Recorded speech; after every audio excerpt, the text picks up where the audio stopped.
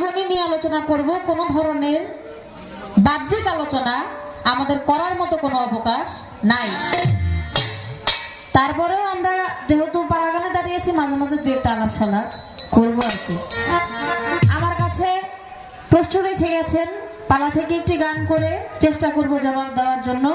তার আগে খাজা বাবা জীবনী নিয়ে দাঁড়িয়েছি। এমন দুজন অলির জীবনী যদি কাল কিয়ামত পর্যন্ত গাইতে থাকি, তারপরে ওই জীবনী গাওয়া শেষ হবে না।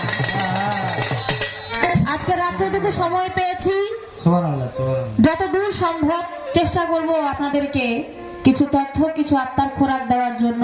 আপনারা নীরবতা পালন করে শ্রবণ করবেন।